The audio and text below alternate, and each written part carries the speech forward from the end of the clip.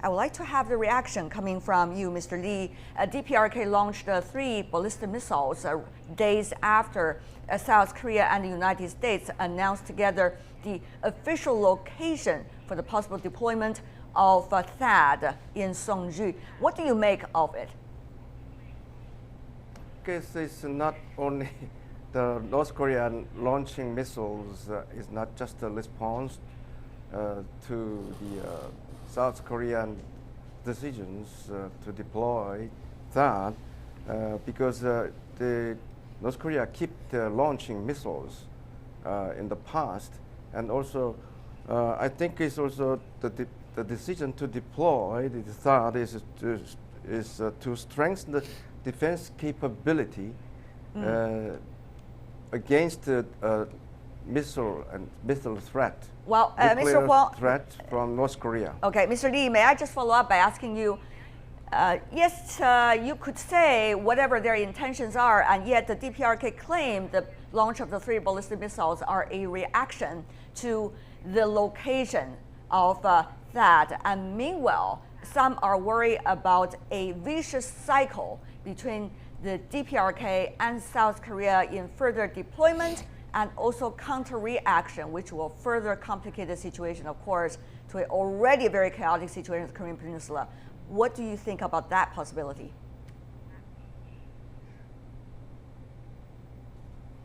Well, I think it's still, this is just a part of the multi-layer defense system. I think with the deployment of THAAD system, we can deter the North Korean missile threat. So we could heighten the capability to deter that kind of missile launch or missile threat. So I think the North Korean response, it is not just a reaction to our decision to deploy the THAAD system. I think they will, regardless of our decision, they will keep launching missiles, they keep tested nuclear tests or whatever. Okay, Ms. Hwang, does that provide the DPRK with one more excuse to launch more missiles? And can we take away that excuse? Well, I think Dr. Lee is exactly right. And I agree with him. I think we do have to look at these recent missile launches within the context of the broader pattern that Kim Jong-un, under his leadership, has steadily developed and is developing his missile and nuclear weapons programs. Now, on the other hand, I do think, though, that these most recent tests were a message partially to the divided South Korean public, because there are some that are sympathetic to the North Korean position in South Korea. And it's an attempt to further divide the South Koreans and also those who oppose the THAAD for political reasons domestically in South Korea.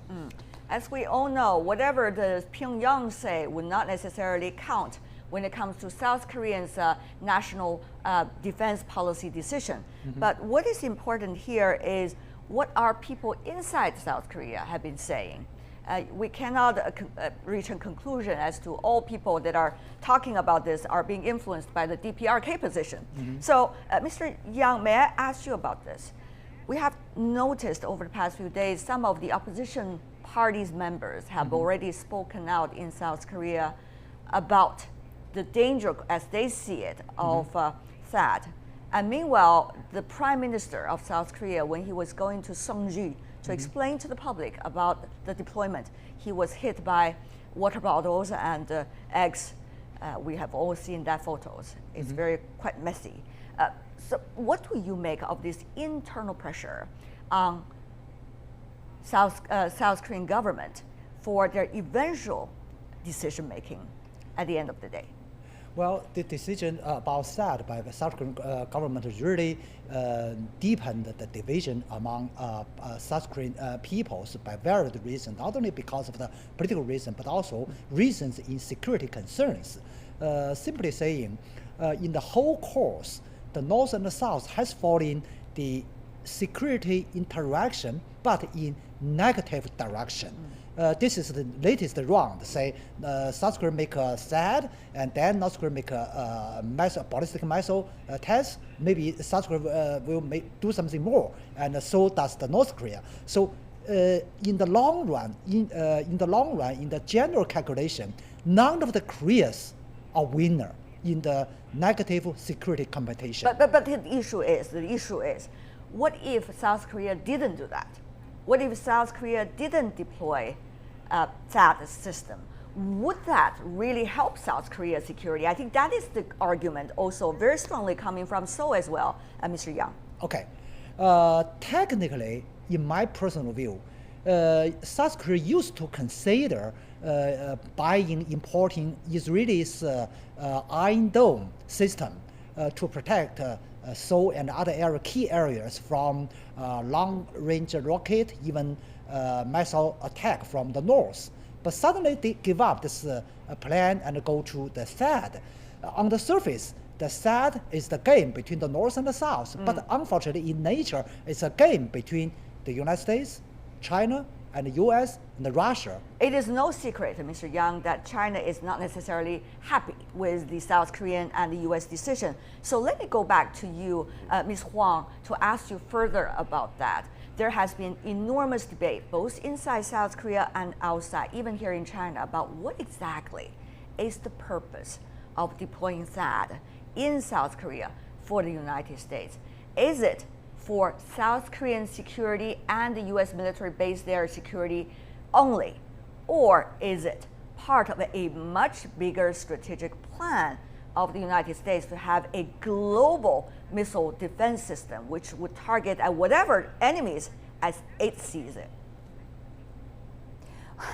Well, the whole point is that the United States for the last 70 years, since the end of World War II, has acted as the stabilizer in the East Asia region through its system of alliances. And this latest deployment of THAAD is absolutely part of this strategic plan, long-term strategic plan, of creating greater integration to protect the United States and its allies and its interests. THAAD is not actually targeted at anybody, but it is there to protect South Korea and its allies. The reality is THAAD actually will not do much to protect South Korea from North Korea's biggest threat, which has actually always been conventional artilleries. So as Dr. Lee mentioned earlier, I think he's absolutely right. This has to be part of an integrated defense strategy by South Korea. All right. To you, Mr. Lee, there has been arguments coming from, let's just take an example.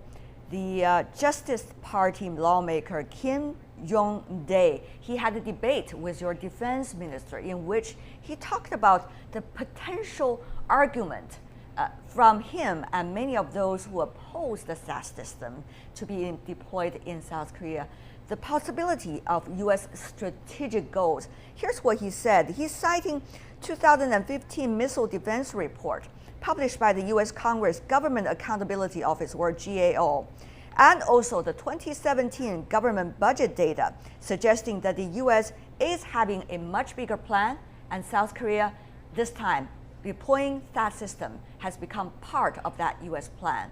Mr. Lee, what do you make of this? Have you studied some of these documents? Not really, because this is quite a recent development, I think also. But the basic idea is this. To me, this could be part of the bigger plan, but the South Korea's position is quite clear. We have to do something about North Korean nuclear and missile threat, because they keep provoking South Korea by launching missiles and also going to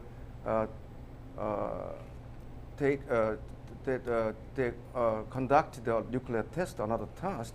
So if we do nothing, we feel very, unsecure, because the deployment of the nuclear weapons, it could be a reality in a few years. So regardless of the U.S. plan, the South Korea needs to do something. Also, the deployment of the THAAD system in the U.S. forces stationed in South Korea is also the right of the U.S. forces. They can do it if they needed to. I see. Mr. Lee has been Mr. Lee has been emphasizing on the point that the South Korea really needs to do something about it because it is their security that we are talking about here. But yeah, Mr. Yang, help us to understand this. Is it really going to help? So from your perspective, of course you're having a Chinese perspective. So when we do a decision, we do two lists, pros and cons. Whether pros outweighs the cons or cons outweighs the pros. So on the pro side, taking security of South Korea into consideration. On the con side though, here's the balance. How much would that security be? The THAAD system for South Korea, as Ms. Hwang also mentioned, the artillery, conventional artillery system has not been taken into consideration by this specific system. Having said that though, and also, what about big countries like China, like the United States, like Russia, putting on the shoulders of South Korea? It seemed that that country could be caught in the middle. So what do you make of all of these pros and cons for Seoul from your perspective? Okay, in short, it seems to me, frankly speaking, South Korea has been adopted by the American strategy. The integration of the missile systems in this region, just like the U.S. has done in the Europe. U.S. trying to set up anti-missile systems in East Asia, and THAAD will be one of the part of that. For South Korean government, the THAAD decision this time may be a one-step decision or single step, but for the United States, that is one of the steps for the total plan, for the whole plan. So that is the nature, that's the key concern by China, maybe by Russia either. Ms. Hwang, here is the issue. The issue here is you've been arguing about technical possibilities. For example, the U.S. wants the reporters to go to Guam now to take a look at the THAAD system deployed over there to make sure that people would feel safe for the people in Seongju. And yet, many of those is not looking at the technical details. They're looking at this with very strategic angles, rather. So, Ms. Hwang, what do you make of the difference between these two? What would that mean eventually, Ms. Hwang, for the final decision? Well, I think we have to separate out several things. First of all, most of these protests in Seongju in South Korea, it's not actually, they're not opposed to the strategic decision of establishing a THAAD system. They simply just don't want it in their neighborhood because it's disruptive. So this is a classic NIMBY problem, not in my backyard problem. They would be opposed to having a nuclear power plant, most likely, or some other facility. So that's one issue. Secondly, I think it's actually rather simple. This is part of South Korea's attempt to increase its defenses against growing insecurity based on North Korean actions. And I think it's actually false to say that somehow this is provoking negative and therefore greater provocations by North Korea or even China or Russia. This is simply one of the only ways in which South Korea can try to increase its defense. Well, Ms. Hwang, the South Koreans would explain for their own positions, but what about for the United States from your perspective? What exactly is the plan for the United States? Can you make sure to help us understand this? This is not part of the strategic overall plan, and there's not going to be second step, third step, 25 years or 20 years from now. Well, you know, somehow you seem to be implying that there is this grand conspiracy by the United States. I'm not implying, I'm just quoting others about the suspicion. I'm not implying anything. That's why I'm asking you, Ms. Hwang. No, I understand, but this is a common view. Number one, I think one of the weaknesses of U.S. strategy, frankly, is that we, the United States, is just not that long-term in its strategic view, certainly compared to China, and I think this is one of China's strengths, actually. But having said that, I think it is actually part of U.S. global. The U.S. is a global power, and the U.S. does think globally. So missile defense has been part of U.S. global defense strategy, not just under this administration, Obama, but frankly for the since President Reagan. So this has been going back several decades. There's nothing sinister or conspiratorial about this. I think it's actually pretty clear. I think there's nothing conspiratorial we are talking about here, but rather strategic goals that each country have for their own national interests. That's what we're talking about here. Take a look at this. What the DPRK missile, yes, thank you. Take a look at this, what the DPRK missiles can do, because we talk about the security for South Korea. It is very eligible for us to take a look at this. According to a think tank, the George C. Marshall Institute, the DPRK has 4 types of missiles. Nodong, whose range is around 1,300 kilometers, covering entire Korean peninsula, a large part of Japan, and also a large part of China. Tai-Hwan, ranging around 2,000 kilometers, reaching far east beyond Japan, half of China, a small part of Russia. Mu-Sudong, ranging about 4,000 kilometers, reaching deep into the Pacific and covering almost the entire China and the 2/3 of Russia. The last one is Tai-Podong 2. These names are very important, ranging around 8,000 kilometers, covering Eurasia continent to the west and reaching Alaska to the east. These are the capability at this moment of DPRK, and of course Mr. Lee has been coming from South Korea arguing about the security for South Korea. Mr. Lee, let's put aside the debate. Let's just focus on now what South Korea can do with your president likely to leave the office quite soon. And before she leaves, she wants to make sure this could happen, the THAAD system. Yet, very strong oppositions inside the country, at least for the moment. What do you think will happen? What kind of process do you think your country has to go through in order to make a final decision now? Well, excuse me. The process is to take a time. I think it's by the end, the deployment of the THAAD could be done by the end of next year, I think. So it is a kind of a political process, but still, even though we have some kind of opinion divide on this issue, but still, I think if we can make it, because the decision to deploy the THAAD system is especially in the U.S. forces stationed in South Korea. Actually, they have a right to defend their own military forces, and also we need to cooperate as an ally of the United States.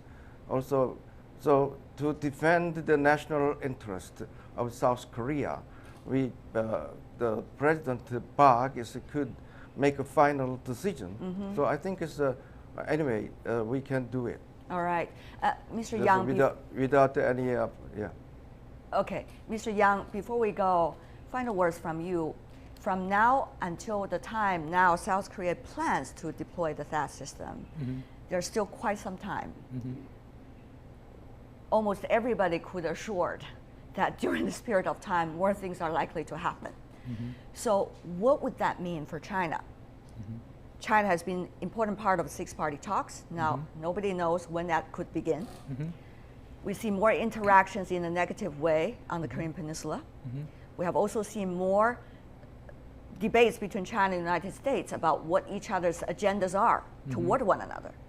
So what do you think China can do over the next few months until what South Korea now claims that the THAAD system will be deployed? Firstly, let me make it clear. Regarding to 6-party talks, regarding to the denuclearization, regarding to the sanction measures based on the series of UNSC resolution, including the latest one, 2070, China will continue our commitment and current policy. No changes about that. Is that still important? Is the peace process still important? Yes, and China remain insisting on the peace and stability and denuclearization. No question about that. No matter what negative impacts from the THAAD. But on the other hand, the THAAD decision and the following deployment will definitely make the atmosphere of China-South Korean relation in worse, and make the China-U.S. relation more complicated. So that's the strategic impacts on the total relationship among the related players.